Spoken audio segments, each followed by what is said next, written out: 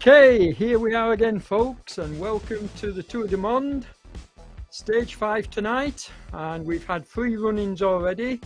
I'll catch you up on who's leading at the moment in the hot seat, but this promises to be a fast and furious event this evening. You can see the series standings on the top of the leaderboard, but I think there might be a bit of a swap around tonight as the big hitters in terms of this is one for the flat riders, for the big men, so we may well see a different kind of winner tonight. I'm hoping so anyway. More on that as we get into commentary. I'll call out the riders who I think are going to make a difference this evening, but let's just pull up the RGTDB website, which I'm doing now, and we've got Torleif Solly. He took part in the lunchtime slot and took over the overall lead, but what was really amazing about the lunchtime running is there was only 2 seconds between 1st and 10th place, so it must have been, in fact, 1st and 11th place, it must have been an all-out sprint for the line, and Torleif Solly took it with a 54.06, just 400ths of a second in front of Ben Phillips and Anders Johnson in 3rd. So Torleif will be in the hot seat, probably watching the stage, but that's not going to stand. I genuinely believe riders the likes of Tim Cook et al. Will improve on that time tonight. John Beams likes the flatter stages as well, if he's well recovered from yesterday. So we'll see what happens. You can see the stage on screen at the moment. It's got a bit of a bump in it, but the total ascent is only about 150 meters. So that bump is, yeah, there you go, 153. So that bump in the middle isn't really going to make a significant difference. I think all the riders will probably big ring it up that bump and over the other side. So I think this is one that's going to go very fast from the gun. I mean, we've seen that even in the mountain stages, but that's what's going to happen here. It's going to go fast from the gun, and the front riders are going to try and split this up early. So here we go, they're away, and we'll see whether that's the way it plays out. Now expect teams like Poco, who dominated in the first flat stage, expect them to push riders once again off the front to push the pace up, because we've got, what, 196 riders at the moment online, and this front group is going to be very, very big, and you can see it's flat for a long period of time, at least to the halfway point. So the main contenders are going to want to raise the pace, and they're going to have asked their teammates to sort of like push off the front. Now we've got one rider, I've never heard of him before, Darren. I'll have to check up on him, but he's jumped off the front, pushing big watts, pushing amazing watts actually, off the front. Let's see what happens here. I don't think, because he's not a contender in the overall, and in fact, here we go, he's down to 0 at the moment. I don't know what's happening here with him, but the group would ignore him anyway. Anybody that pushes off the front like that, who's an unknown, is just going to get left. They're not going to, and there they go, they've caught him. I don't know what his issue was, but he's stopped at the side of the road. Maybe he just wanted to get his moment of fame, pushing off the front, and then that's his lot. I don't know. But a huge group here, folks, as you can see, and some new names in amongst this group. More about that in a moment, but I'm very excited to see one rider in particular at the head of this group, and that's Liam Bard from No Pins Race for R. And the reason why I'm excited to see Liam is he's my ex-teammate and boss from over on Swift, and there he is, currently leading them out. And Now Liam is a very strong rider. They're certainly not going to give him any leeway, that's for sure. He's also, there you are, you can see him, he's in the pain cave, along with 5 other riders. We'll go through them in a moment, but it's nice to see more riders coming on board and actually taking part in this Zoom room. And I'll make the call out once again, folks. Come on, riders, if you want to get verified, if you want people to see you in live action, get yourself a webcam and get yourself in this Zoom room, because it adds to the excitement and it's really nice for the folks watching as well to be able to see the pain, especially towards the latter half of the stages. And even now you can see that the riders, I mean, Liam's out of the saddle there, that's his style, punching hard. He's going to probably try and get away with a couple of riders, but they're not going to let him go. So yeah, he's got a little bit of a gap at the moment, but there's no way they're going to let a rider of Liam's class go. Now what he could end up doing is he could end up with some of his no-pins Race 3R teammates trying to hold up the peloton behind him. That's a standard tactic that I know of from my Race 3R teammates. So, and I wonder if he has got a good crew out with him tonight. I won't know until we see the group, but yes, he has. I can see we've got Liam, we've got Vanna. Now Jan Vanna is also a top rider from No Pins. So they've got 2 in the top 10 at the moment, and I suspect there's probably a few other teammates following on close behind. So they usually come out in force. But we've also got Rasio Racing making a good showing at the moment. Now that Darren has got back on his bike and he's away again. I'm not sure what to think here. I don't know anything about him. Except he's pushing very high wattage off the front, but the group are not going to chase him, they're just going to let him go. He's not part of the overall.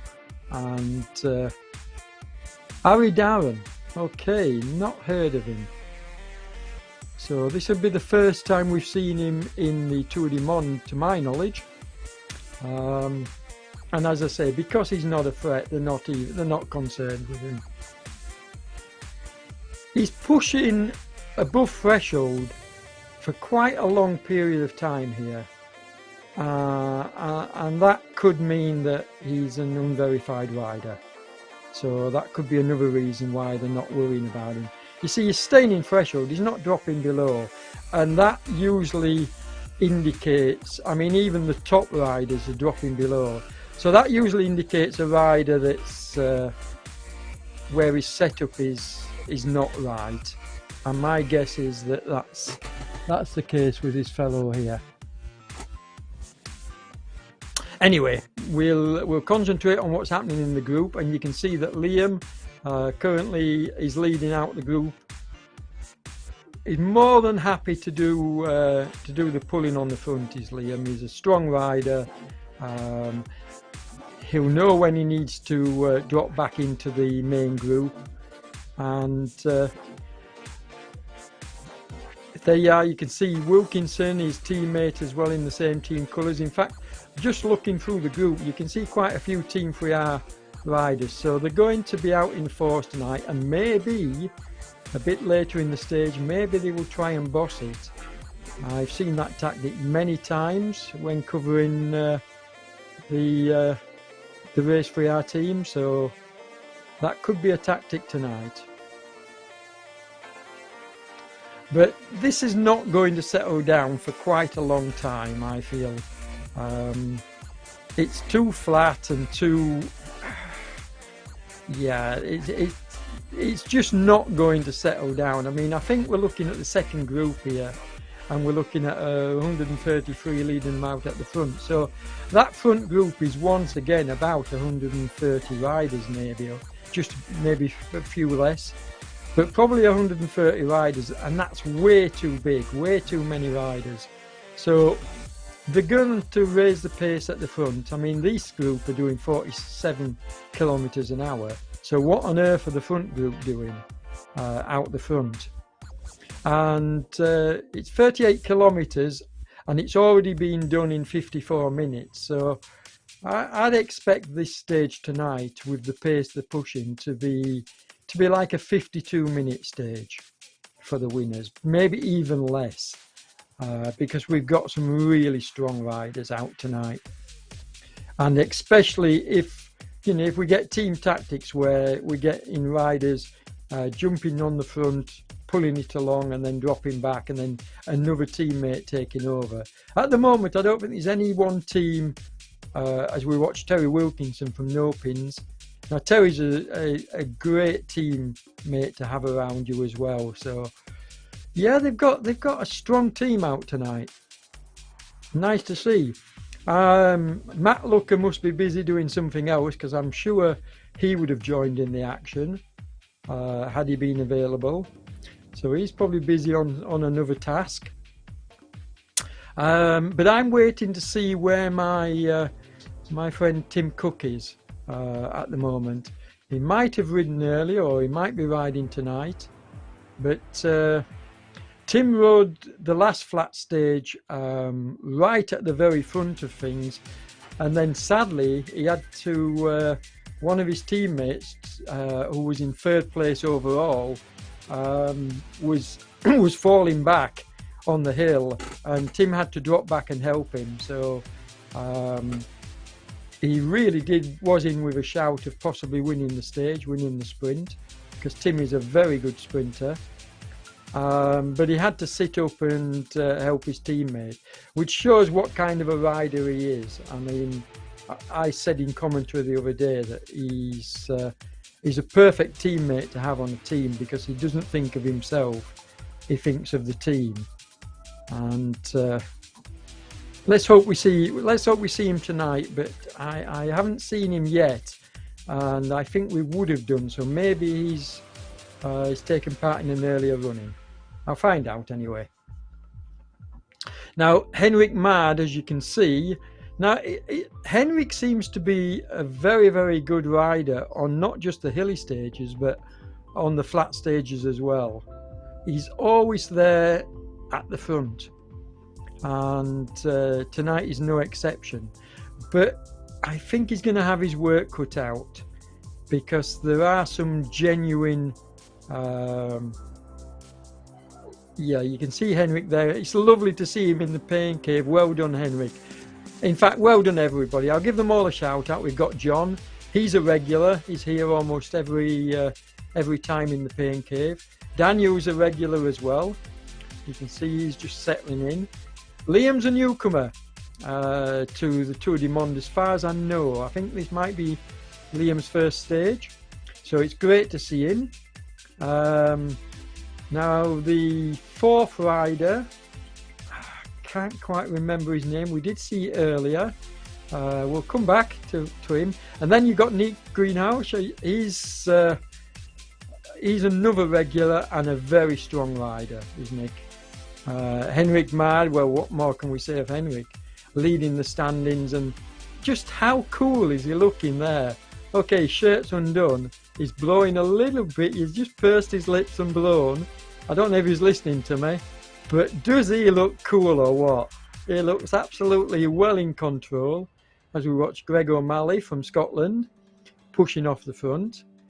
And Scotland have got some really good riders, you know. I mean, they got O'Malley here, they got McIntyre, and a couple of others, which I'm sure we'll see. Now, what doesn't want to happen here is O'Malley doesn't want to get on Darren's wheel. And if you're listening, don't do that, because Darren is a flyer. He's not in the race, and in fact, I think he'll probably get disqualified.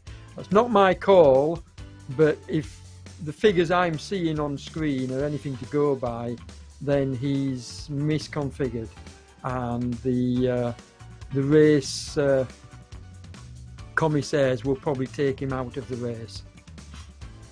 But that's not my call. Henrik just going into the red there. We got Jen running off the front as well. So my one hope is that that rider up in first place doesn't affect the race. We've seen it happen in past races. We try to tell them, you know, don't get involved in the race. I mean, he must know something's up if he's off the front like that and he's constantly in over threshold. So let's hope he doesn't spoil this race for us, because anybody getting on his wheel would get a free ride and risk being eliminated themselves. And I think most of the riders know that. In fact, O'Malley has dropped back. That's good to see, because he would risk, if he got onto the rider in front's wheel and drafted him, he would risk being possibly eliminated himself through no fault of his own, which is a sad statistic.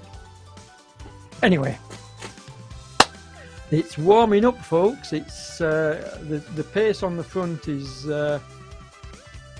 pretty high as we watch these riders behind, and they're clocking 40 odd kilometers an hour, so they're not hanging about, even the riders further down the field. And we've got a good OTR presence here. You can see Wendy Wonder Wheels. I think she's leading the overall ladies tour at the moment. So she's riding with Paul Nichols and a few other of the OTR, so she'll do well to stay with this group. They're a good, strong group.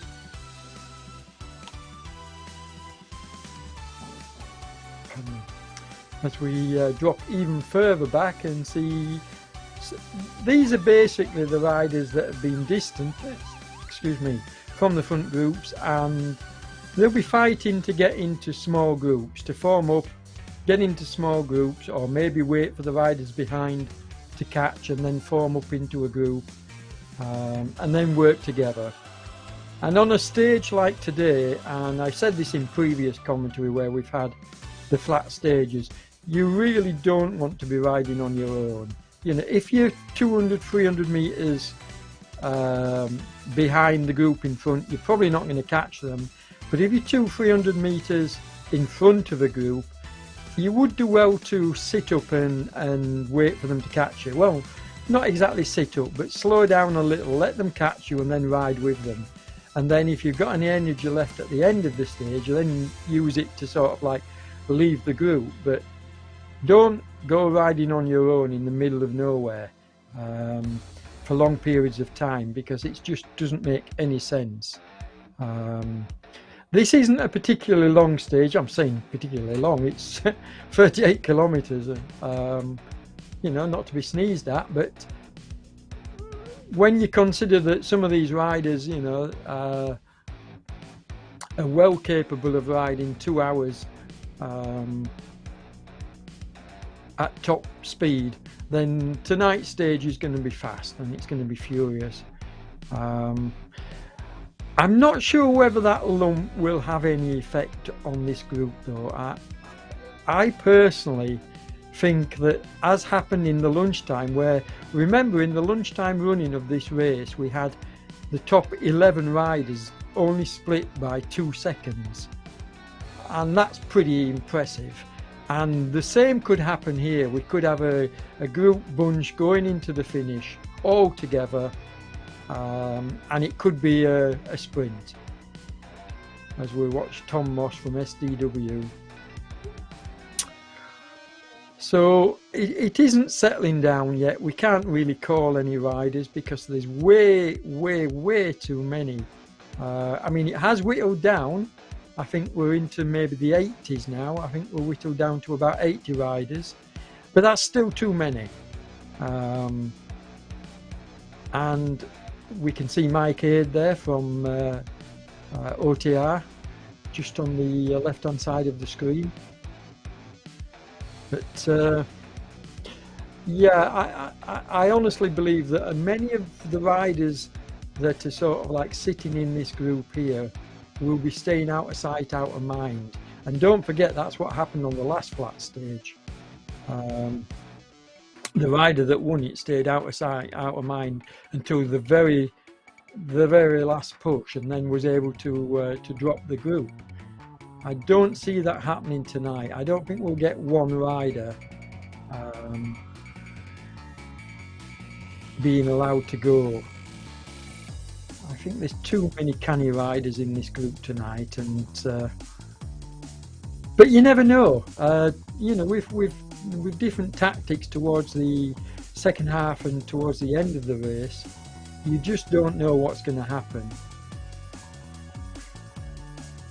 I don't know whether riders can message in the whether James is actually online and can message, but maybe it might be worth sending a message, James, to this Darren that's up the front, you know, asking him not to interfere with the race, and see whether he responds or not. At the moment he's not doing so. He's so far out the front that and don't forget, folks, the riders behind him, I mean, he's a misconfigured rider almost definitely, because nobody's heard of him. He's not taken part in any of the previous rounds, and he's sort of like leaving behind riders the caliber, you know, some of these riders that are behind him are ex-professionals, so it's very unlikely that he's a legit rider. And I'm loath generally to call folks out, but on this occasion I'm in no danger of being wrong, because he's still in threshold, and that's what, 18 minutes, and he's been in threshold for 18 minutes. Now nobody does that with a legit system. It's just impossible. Even professionals can't stay above threshold, or wouldn't stay above threshold. I won't say can't, but wouldn't stay above threshold for that amount of time. As we watched the No Pins 3R race team taking over the lead with Tim. I mean, this is a really good rider, and this is good team tactics as well from No Pins. They know what they're doing. I'm sure also they'll be on Discord, or certainly they'll have their own chat channel, and they'll be talking to each other.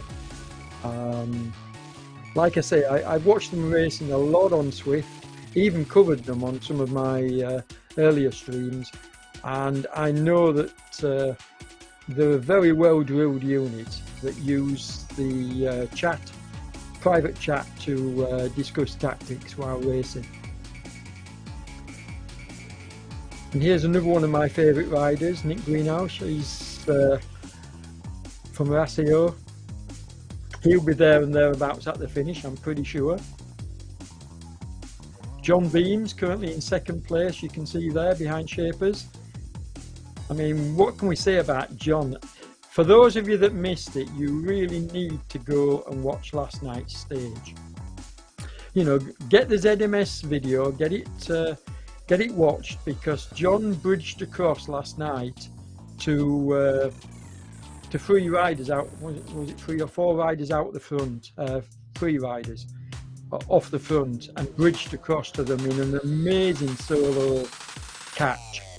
I mean, he paid for it in the end. He finished 4th of the 4 riders, but to bridge across like he did, he basically saved his GC podium spot by doing so, because had he not done so, he would have lost time and he would have dropped out of the top 3 on the overall. But he bridged across in a fantastic ride, for me the ride of the night, and sadly couldn't take the win at the end. I think he'd burnt too many matches, but it was amazing to watch. And I actually had a bet on last night with Dave, the commentator, who was covering last night's. We had a bit of fun actually. I was commenting in the Facebook feed, and Dave was sort of like showing my comments on the screen. And we had a bit of a bet, and I said the main group wouldn't catch the breakaway, and I was right. Only John was able to bridge across, and thankfully they didn't take my £5 that I'd offered. Yeah, I'm good. I'm glad to see that from James. He's definitely going to disqualify that rider that I've called out. And no, like I say, normally I don't call out, but this was so obvious, folks, that I can't not call it out. You know, yeah, there we go. Don't draft him because you would be penalised then. As James says, he doesn't want to penalise anybody. So nobody draft that Anders. And it's sad. It's sad that we, you know, I can't believe he doesn't know that he's risking spoiling this race. I just cannot believe it. Not with the figures he was putting out. And he must know he's not capable of that in a field of this class. Here we go. We're back with, it was Gordon. Sorry, Gordon. I couldn't remember your name earlier, sir. So it was Gordon, the rider that was having connection issues, and he's back now, as you can see on the bottom left-hand side of the screen, wearing the Sky jersey.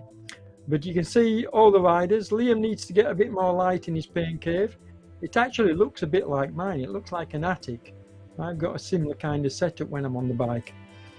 Henrik, shirt off now, but how cool does he look? He still looks cool. Yeah. And, you know, I pegged Henrik as more of a climber, but I think I did him a disservice because Henrik is an all-round rider, and I've checked out his profile as well, his previous sort of like results on this, and he is a genuine great all-round rider. So Nick Greenhouse, by the way, here's an interesting fact for you. He's a ex-world champion. Yes, I said that correctly. Nick Greenhouse is an ex-world champion on the Brompton. In 2019, he won the World Championship on a Brompton. Now, how cool is that, folks? So he's got class, which is why we're seeing him do it so well in this tour. And there's lots of time for things to swap around, you know. You know, I don't think any one rider is going to dominate this tour and actually, you know, pull away from the competing riders around him to any great extent anyway. I don't think we're going to see, you know, like 10 minutes and that kind of thing happening, like, because there's so many really good riders. And what are they separated by at the moment? Seconds. I think 25 seconds. So it is just so close. And today's stage is going to suit, I think it's going to suit John Beans and the like. Maybe Nick, you know. But we'll see. I'm certainly not going to make the mistake of calling anything out just yet. I mean, the No Pins race team, they could have a shout tonight to get the tactics worked out. Because Liam, I don't know whether you've noticed, but Liam is basically staying off the front. He's not catching the wind.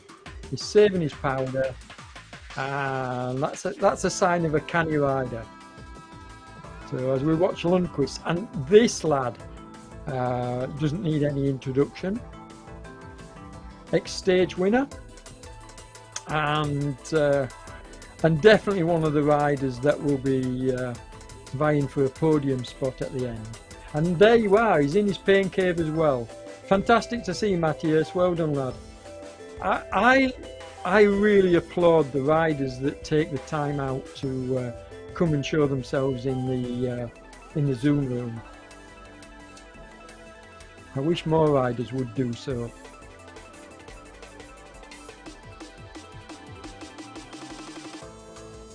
So 18.6 kilometers to the finish. And how far, what sort of, we've been going 26 minutes, so 19 kilometers is halfway. So we're almost at the halfway point, folks. And In fact, no, we're past, of course, silly me, we're past the halfway point. So we are going to end up with a 52-minute or better time. Of that, there's no doubt.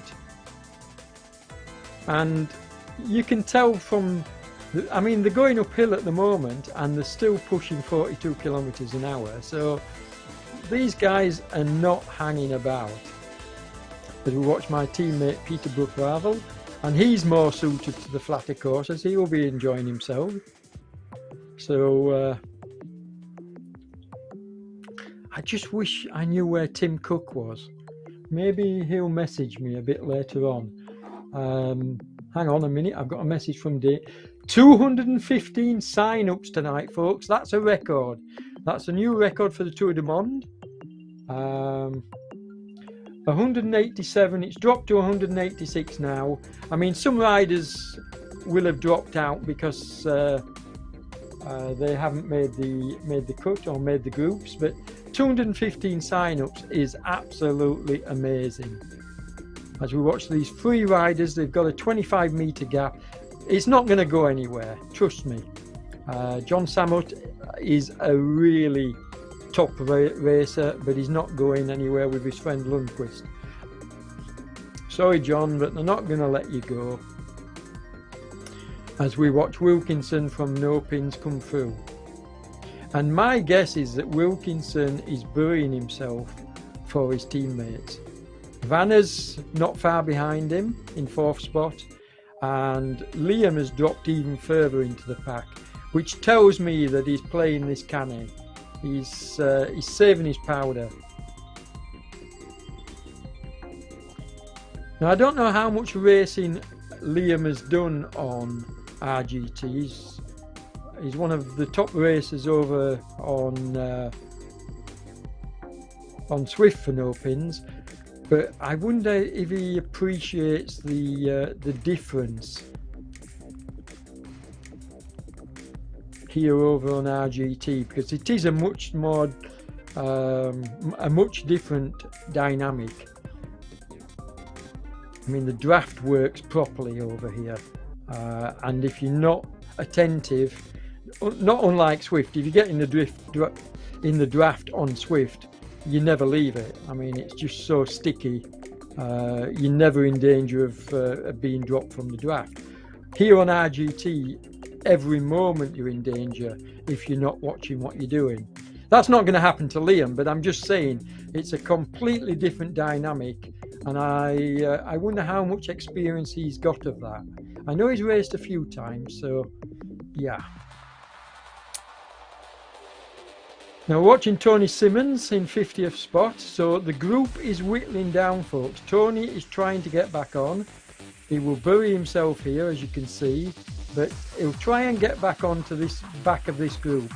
And you've got to do it quickly. You can't hang about. And to be fair to Tony, that's exactly what he's doing. Here he is, look. He's really trying to get on the wheels here to get back. But these riders have got to keep it going, because you can't ease up when you're trying to get back onto a fast-moving group. And to be fair to these riders, I don't think they're going to close that gap now. It's gone. No, Tony, I'm sorry. You're not going to get back onto that group unless they ease up. And I don't see them doing so. Although they are going uphill at the moment, so there's a chance of closing. He's 60 metres behind. There's a chance he can close it, but I don't know. What I generally say, folks, when a group is moving this, make the start line, Christopher Musgrave Brown is gutted. Yeah, you've got to get on early, Christopher. I know that. I've done exactly the same. I've signed up and I got late to the party and missed the start myself. So, and sometimes you just don't allow enough time to put the updates, and that's what happened to me on the first stage. Actually, I was intending just turning the pedals, and on the first stage, just to say hello, I'm back, and it never happened because basically I didn't apply the update. And it took so long, I just couldn't get into the race. Come on, Henrik Marden, John Beams. Christoph is a regular commenter on the feed, folks. We like to see his comments, and it's great that he follows, and he follows the whole of the race. So it's good to see you back with us, Christoph. As we watch another 3R rider, James Tobin. Now, there is a bit of a difference between the 3R and the no pins race 3R. Although they are all 3R riders, but the 3R team was brought, well, the 3R, shall we say, non-race team was brought across by my good self from Swift well over a year ago now. And the idea was to try and form a Team 3R presence over on RGT from Swift, and then start introducing the race team. And that's happened. Matt Looker has taken over on the racing side, but I brought over the leisure side of Team 3R, and now the leisure side of Team 3R are actually pretty well much taking part in the racing as well. So that's why you're seeing some of the races labelled as no pins race 3R and some of the races labelled as Team 3R or 3R. There is a difference, but they're all racing for the same overall team. So we're down to 45 riders in the front group now, which is pretty impressive when you consider it was 130. And is Sonderby going to get back on? He's burying himself here, he's in the red. You can see 400 watts he's having to put out. And that's the kind of effort, when I say that people, and he's burning matches here, Sonderby is burning matches. He may get back on, he may not. If the gap goes out to 30 metres, I don't see him closing it, and it is just about getting there. I think he's gone. I don't think he's going to close the gap. He'd need to put in another above threshold effort, and that's one match too many. So he's let them go. You can see he just wasn't able to get that final 20 odd metres, and that's such a shame. You really feel for the riders trying to bridge back to the group when they dropped off, but it's an almost impossible task. And until you do it, folks, you don't realise just how hard it is to catch a group that's in front of you. You know, even if they're only 12-20 metres, it's almost impossible to close that gap unless you're putting in an above threshold effort, and then you're burning matches and you're going to pay for it later on in the stage. And Sonderby is going to pay for this, because he'll probably end up now being caught by one of the groups behind, and he needs to sit in and recover. I've seen this so many times I can call it, because it's classic racing here on on RGT.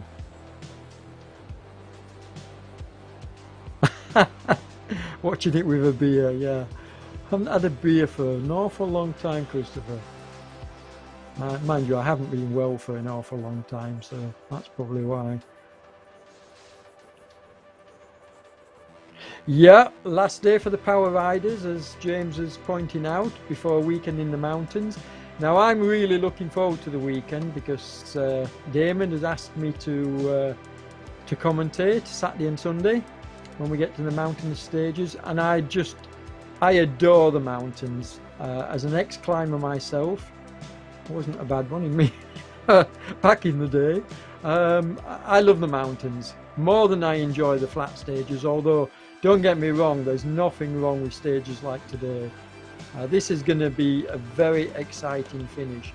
Now we see Liam really for the first time since the beginning of the race actually putting his nose out the front. So that shows that he's got good legs, and I think Liam is going to want, and there's his teammate, look, pulling the group along. 44 kilometers an hour. So I genuinely think is that that's Rowbottom that's just gone past him. Now they won't let Rowbottom go, that is for sure.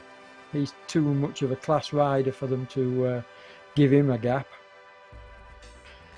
This is going to stay together. I'm quite convinced this is going to end in a sprint. I don't see any rider, you know, pulling clear.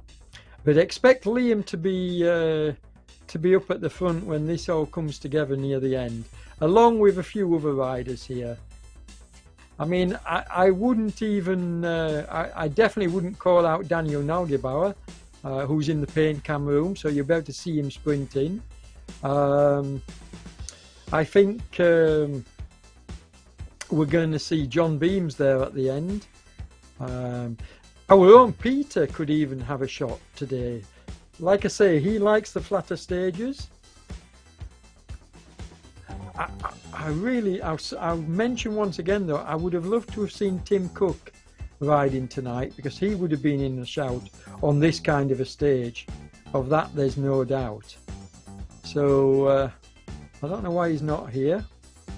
I will speak to him later and find out. But just to reiterate, tonight's a record turnout, 215 sign-ups.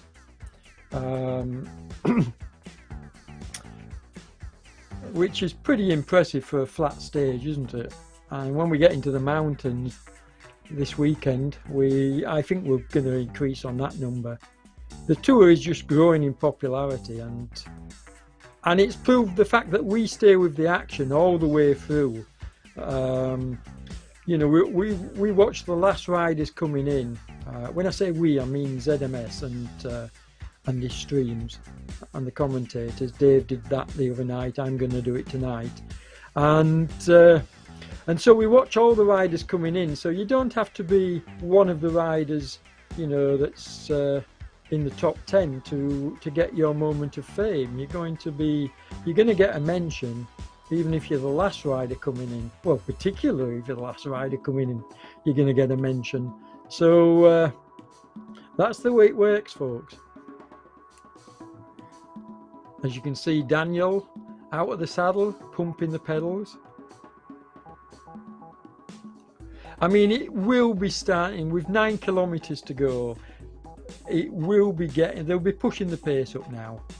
So yeah, I mean, Liam just looks so, yeah, you can see him on his bike, but he does look pretty in control, doesn't he? He's not, well, I can't really see him, but he doesn't look to be breathing overly heavy, so he looks in control. I mean, the coolest man in this picture, in these 6, Nick doesn't look too bad. Difficult to tell with Nick because he's got such a different style to most of the other riders.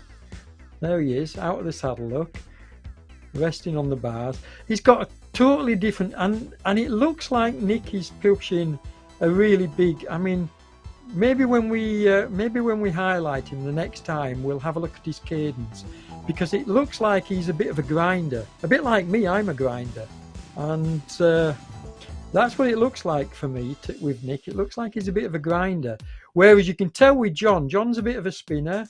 Henrik is definitely a spinner. He's out of the saddle now, but just look how fast those pedals are going round. And Henrik looks the coolest of these 6, doesn't he? I mean, I can't really tell with Gordon. He's a little bit too far away, and you need to zoom in your paint cam, Gordon, if you're listening, so we can see more of you. As we watch James Melville. Now, we haven't mentioned James yet, but we should do so. James Melville, ex-winner of the Tour du Monde. So he's the reigning champion at the moment. And don't count this lad out. He's a class act, and today's stage is going to suit him. So, and here he is working well with Wilkinson. Now, if they could get a decent gap, then there's a possibility, you know, but that's not going to happen. And you can see the group are swamping them now.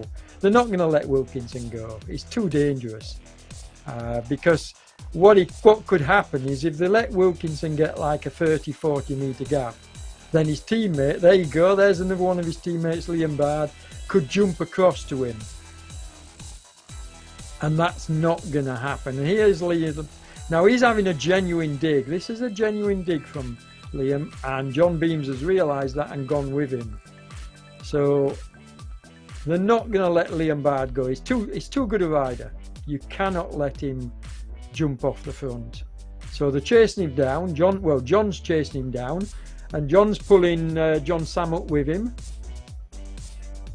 Yeah, we could see it, but I don't think we're going to see a long-range attack, James. I think this is going to come down to a bunch sprint. I really do. And this lad here, John Samut, could have something to say in the final sprint. Peter could be up there, like he is now. So we'll see. There's some very good sprinters amongst these riders. 6.5 kilometers to go, and look how many riders we've got. So this is not going to break up. Yeah, the counter-attacks are coming now. They're starting to attack each other. I can see maybe 15, 16 riders breaking clear of this group, but I don't see a really small group breaking free. It might get down to 6 or 7, but there's Rocket Roy, the first time we've seen him tonight. Now he's a sprinter, hence the name Rocket Roy.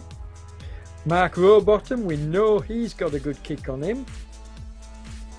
Yeah, all the good riders now are coming to the front.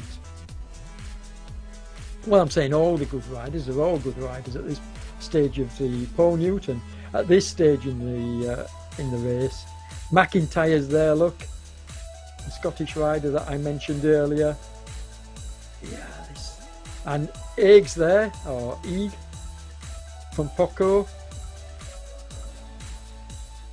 There's too many good riders here to single any one rider out. And I'll be honest, I don't think I can call a winner tonight, because I think this is going to come down to a bunch sprint. And I don't know who to put my money on.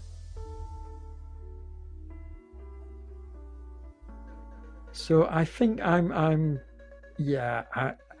think I'm not going to choose a winner tonight. And I know that's sitting on the fence, folks, but there's just too many contenders. I think I'd be doing a disservice to the riders. There's too many contenders tonight. And it could well be somebody that's not in the general classification top 3, or top 4, 5, 6 even tonight. You know, one of the bigger sprinters could well take tonight's stage. 5 kilometers and they're still attacking each other. There goes McIntyre, look, trying to push it. Barnett. Oh, this is getting exciting. Wilkinson, once again pushing off the front. Yeah, it's your time, Daniel. Come on, Daniel. He's gonna have to stay right up with them. Well, he is doing at the moment. So yes, come on, Daniel. And never ever count out John Beams on this kind of a stage. But my feeling is that John would have to possibly go for a bit of a longer one. I don't think he can compete with some of the out-and-out sprinters. I mean, he's a big lad, so we'll see. But my feeling is if John is going to take this stage, he would have to, and same with Henrik. If Henrik's got the power to do that, we've already seen. Henrik can push off the front and get a gap. But are they going to let him? Or are they just going to glue on his wheels? Because if they do let Henrik get 20 metres, he's gone. Good night and thank you, and he'll take the stage.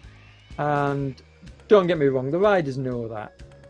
So he's looking good. He's there at the front. Jan Vanner, you know, don't count Jan out. He's got a good kick. Yeah, this is getting exciting. 3.7 to go. Who's your money on, folks? I'm not calling it. I'm just going to see what happens, how it plays out. But this is, and you know, I love commentating on the mountain stages, but these flat stages like this are very, very exciting. I mean, on the mountain stages, you usually get a breakaway winner, or you get, like we had the other day, you get, you know, 3 riders breaking free. But on this kind of a stage, it could be any one of 20 riders taking the, well, more, taking the win. Any one of this group could take this win. As we watch John Beams taking over the lead, and then who's that that's just come past him?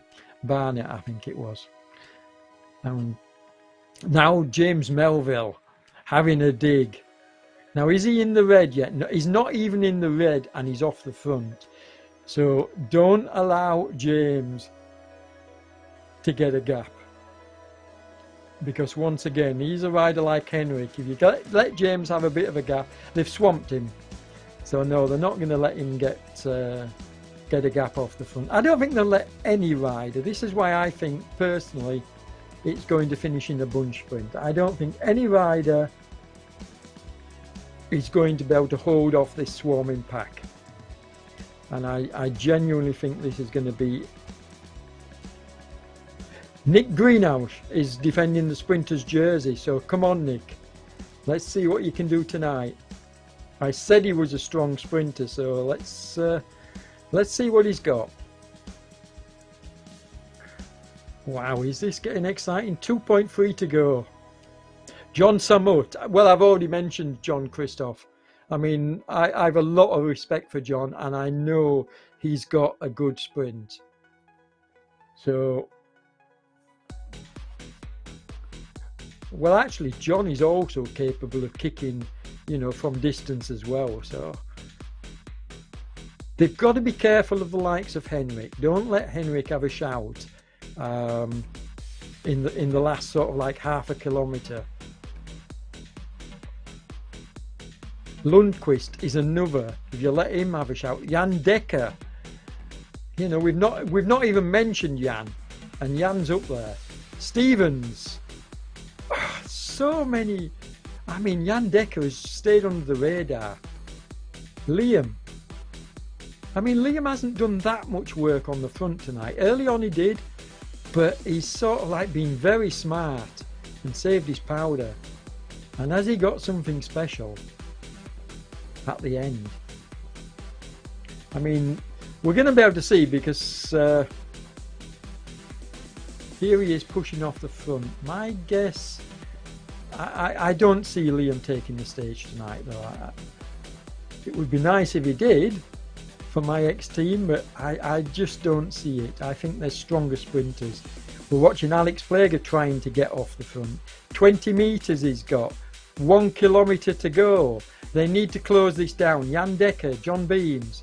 They need to close down Pliga from Rasio Racing, because this guy is strong. And he's opened it to 35 metres. Now, could he take this? I still think he'll get swamped, but there's the group behind, look. And they haven't opened up yet, so they could swamp him.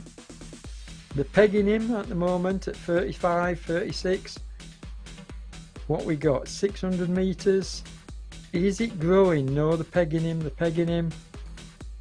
Are they gonna? I think they're gonna swamp him. That's my prediction. These guys haven't started sprinting yet. Okay, now's the time to start attacking. Now's the time to start putting the power down. Come on, 300 metres to go. They've got to start closing it down. They've got to start closing it down. Come on. Now, you see what I'm saying about it could be anybody that takes it tonight. Here's a rider we've not even spoken of, Redpath. But he's not going to get this. Tim Moss is there. Wow, who got it? I couldn't call it, folks. Green. Oh, well done, Nick. I mean, you stayed under the radar there, mate. What a race. The only thing I wish we could get, I wish we could get an instant replay of the race finish, because that must, I mean, I will come back and I will replay this and watch, but there was just too many riders going for the finish there to spot. I thought Tim Moss had actually got it, so Nick must just have taken him on the line. I called Tim Moss's name out and thought he'd just got it. But look at that top 10. What a fantastic race. Absolutely stunning. So we're gonna have race within races. I mean, this group here with Wonder Wheels and Simmons, I imagine they're going to want to, there's Mike Adey in there as well. Sonderby, now what did I tell you earlier? I said Sonderby would wait for the group behind, which he did, and then ride with them and then save his energy towards the end. Now has Sonderby got enough to sort of like pull a few places here as we watch Mike Adey? Now we know Mike's got a good finish on him. Hughes got the, and Sonderby did. He pulled back a few places on the group he was with. So good riding all round. As we watch these riders, and Askerworth just takes it from this group. Askeroff, sorry. What a cracking race, folks. It's been really, really enjoyable. Now, can Paul Puddell, can he put in a spurt and take this? Yes, there he is, look. There's Paul. Come on, if you're listening to me, Paul. You can take this group. You've definitely got the kick to be able to do so. Come on, lad. Put in a bit of a kick. Paul's my OTR teammate, so obviously I'm rooting for him. But Mac is having a go. There he goes. Come on, lads. Yeah. So, James Melville down in 11th place. But what a sprint that was. I mean, absolutely stunning. And it did end the way I thought it would, with a all-out bunch sprint and almost impossible to tell. I mean, I think even when I watched the replay, it would be impossible to see who went over the line first. The only way we know is from the... yeah, I agree with you, James. Well, I mean, to come onto the sprinters stage like this, you're leading, you've got the jersey on your back, and to take the stage, that's just very, very impressive. And it'll be interesting to see whether the Mountains leader jersey can do the same over the weekend. So, yeah, impressive. John and Jürgen, yeah. Yeah, we've seen some good racing tonight, I think. And I don't think anybody in the top 20 is going to lose any time tonight, because what did we have? We had 30 riders coming into the finish. So there's a very good chance that all the favourites were in that bunch at the end. And there being very, very little time. Well, you can see, look at the time splits here for the top 20.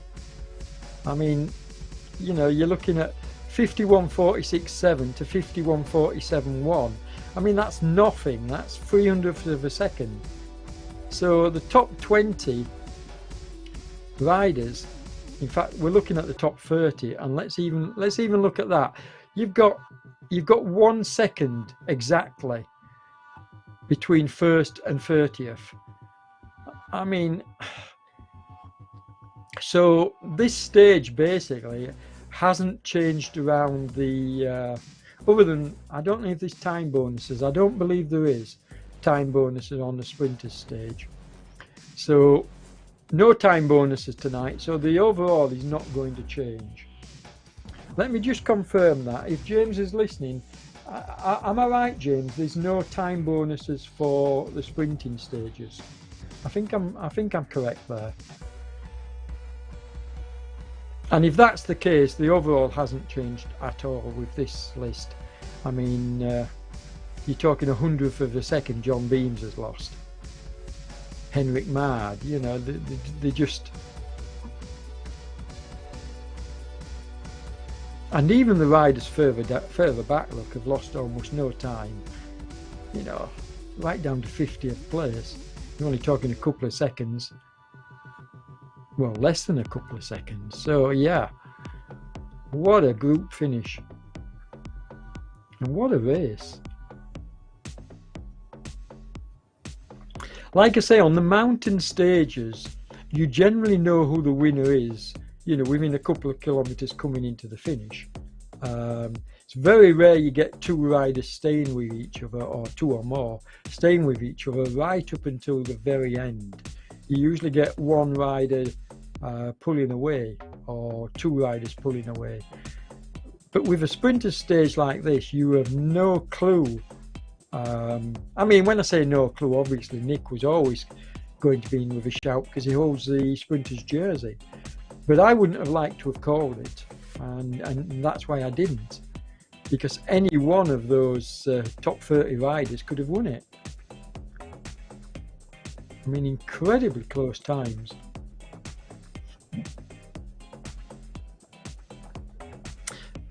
Yeah, I mean, even Casper. Look at Casper down in 71st place. Even Casper has only lost 3 seconds tonight. So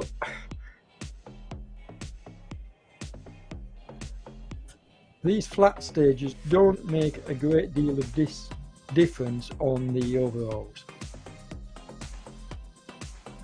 This stage tomorrow, I think it is, and then we've got 2 mountain stages back to back on Saturday and Sunday, and I'm commentating on both of them. I don't know whether I'm doing joint commentary yet.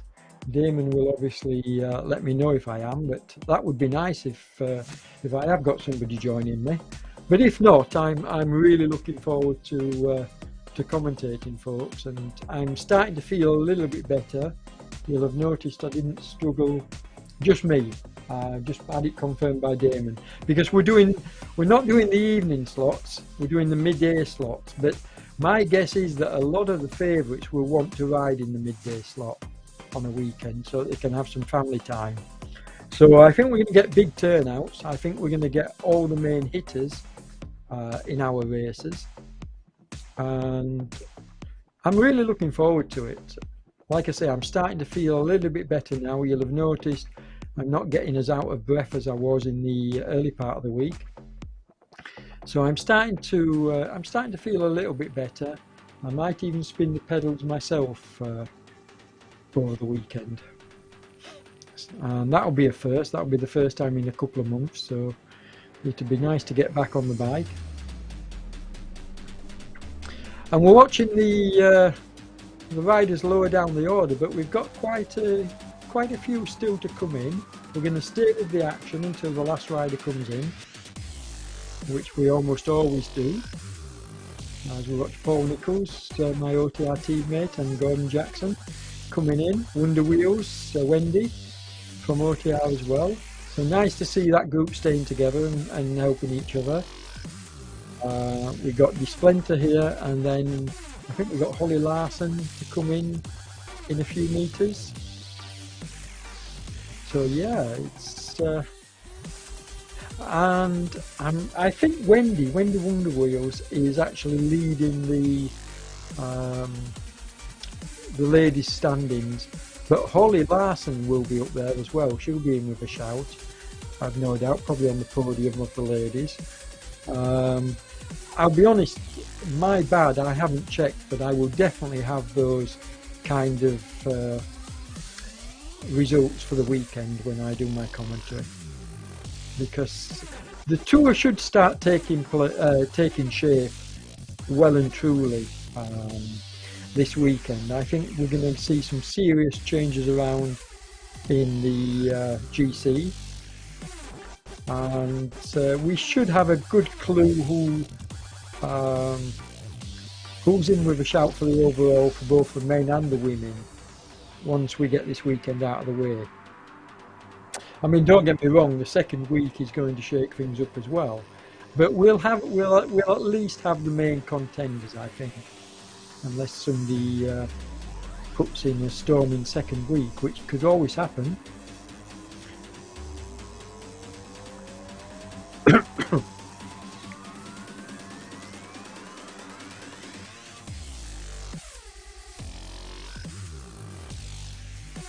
So who have we got here? We've got Perot in here now.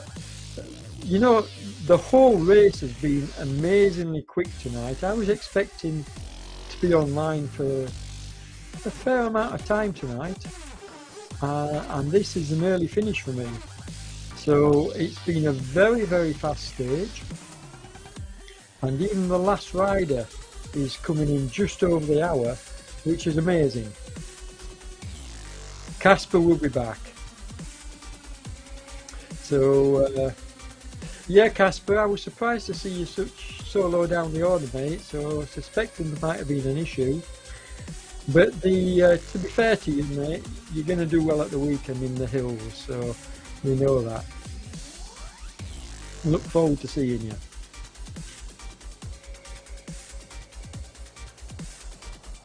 Yeah, this has been a great tour, Christoph, and you know, I covered it last year. It was more or less my first race proper coverage that I did last year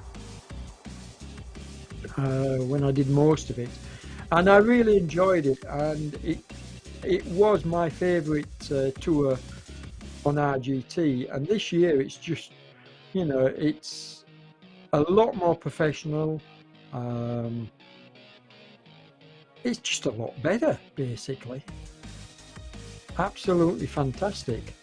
I mean, to get to, what, 215 sign-ups today on a flat stage, at the weekend I think we'll see well above that as well for the stages, although because there's midday and evening, yeah, it could be split. But I think if we add up all the riders taking part in the stages, I think we'll see record numbers at the weekend. You watch Blackmore and Dorsey coming in. So we're still watching the tail end of the riders coming in, but they're very close together, and we're not going to have many more minutes now before the last riders coming in. So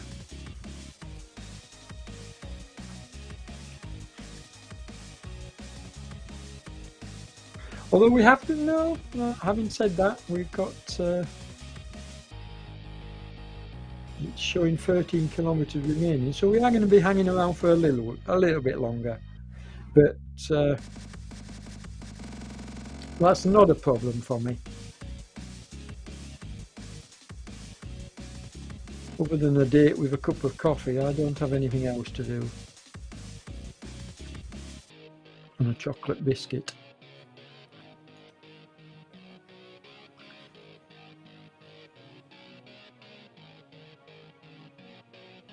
I'm going to pull up just while we're waiting, so I may go quiet for a little moment, folks. I'm just going to pull up tomorrow's stage, because although Damon will show it at the end of this stage, I'm just curious, because obviously I'm not doing commentary tomorrow, at least I don't think I am. No, I'm not. I'm not doing commentary tomorrow, so I just want to have a look and see what we've got up and coming, or maybe I have to wait for the graphic to come on screen, because I don't think I've got the manual on this computer, the race manual. Let's see if it's in the downloads. Let's just have a check. See if we can find the downloads and see whether I downloaded it or not.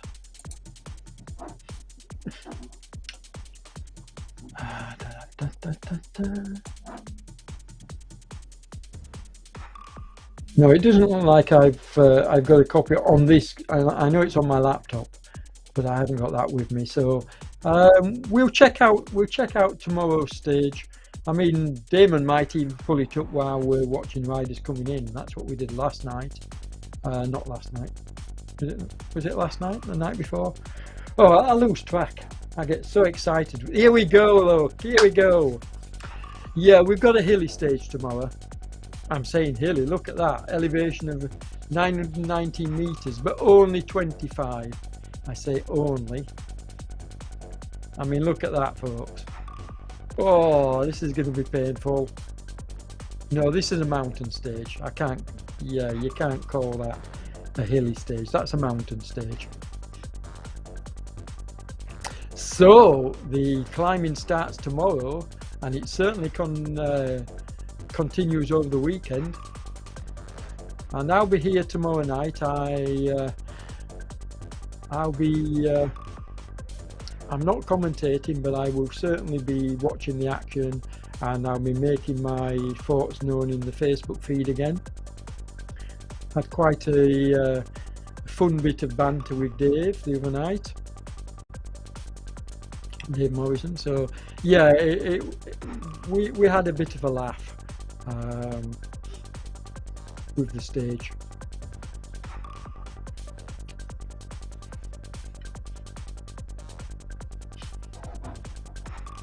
Oh, wait a minute. No, wait a minute. Sorry, that was Saturday's stage I've just shown you. It's a rest day tomorrow. That makes sense. That makes sense before the two, because having 3 hilly or mountain stages would be a bit tough. So yeah, my apologies, folks. I get ahead of myself. So tomorrow's a rest day. So I'm actually going to try and get on the bike then tomorrow. Just turn the pedals a bit. And no pressure on me at all.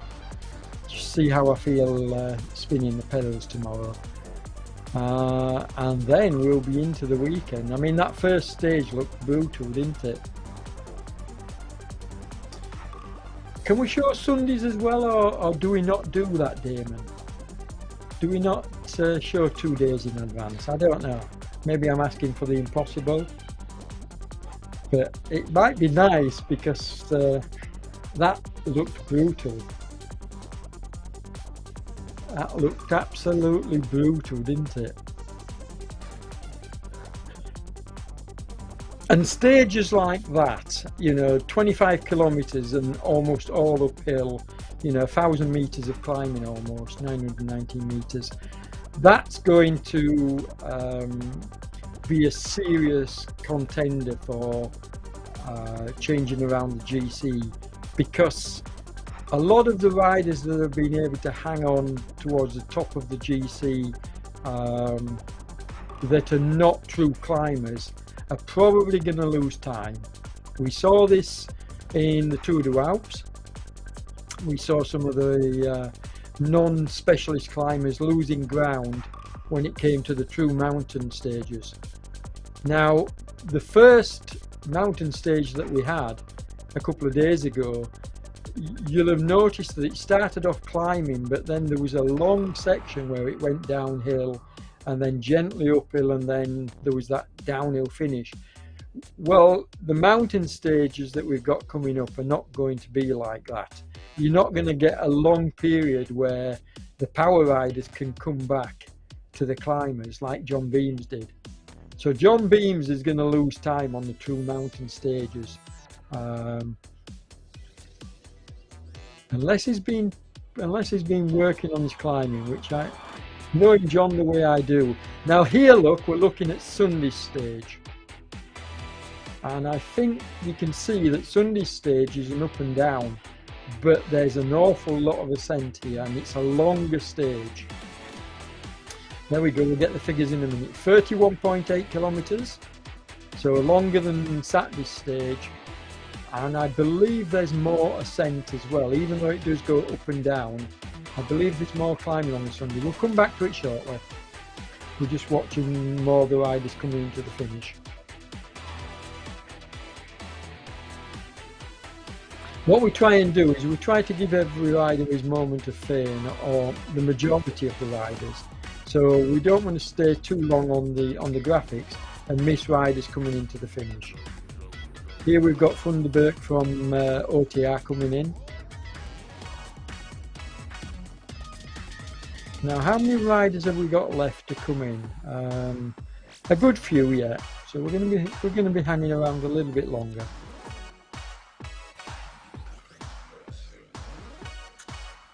Oh, we're nearly done. We're nearly done, if I'm being told. Stephen Elliott. Surprised to see Stephen so far back, but here we go again, look. Here we go. So this time, maybe we'll get the distance and the elevation before we have to go back to the action. What we got? We got 31, and actually it's less elevation, 599. So this is more uphill. So the big stage is the Saturday, as we watch Stephen coming into the finish. And then we've just got three more riders to come in. We've got Folk right down at the back. I wonder what's happened to Folk Levian. Folk's way too good a rider to be last man in, so he's just spinning his legs or he's had an issue. There he is, look, putting his arms up, Folk. But he's probably had an issue. He's too good a rider to be last man in. Thank you, Jonathan. Yeah, we get a rest now. Make the most of it because Saturday looks brutal, mate. 25 kilometers, but it's all uphill. You saw the graphic and it just looks brutal. Sunday, slightly easier, but still a climbing day. Here we go. This is another look at Saturday's course, folks. And just look at this once it gets to that mountain. It's picture, isn't it? That's it. Yeah. I mean, look at this. Wow. Look at those zigzags. This is going to hurt, folks. Wow. 2,436 meters. So there's some serious climbing there. And you're climbing from the valley. You can clearly see. You're climbing from the valley. So there's not going to be much respite on this stage. Yeah. Really looking forward to that one. And then, as I say, we have another climbing day on Sunday, but it's not as steep as this. But there'll be some tired legs, so Sunday will be brutal too. And I think that's the wrap, folks. Are we done there? Have we had the last rider in? I think that's the camera we're watching on the road now. It usually is when we're at this point. And I'm pretty sure, yeah, Folk Levian was last man in. As I say, must have had an issue because he's never last. So that's it, folks. I'm going to say good night. Stay safe, everybody, and we'll see you on Saturday. Have a good rest day. Make sure you do get some really good. I was sweeping. Okay, Folk. Well, nice to see you out, mate. Very nice to see you out. And have a good rest, folks. You're going to need it for Saturday's stage. Good night, everybody. Thank you, and catch you later.